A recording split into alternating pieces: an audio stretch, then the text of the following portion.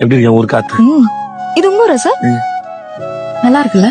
இந்த பறவை, மரம், சூரியன் எல்லாமே இங்கதான் இருக்கு. நாம தான் அதை பாக்குறது இல்ல.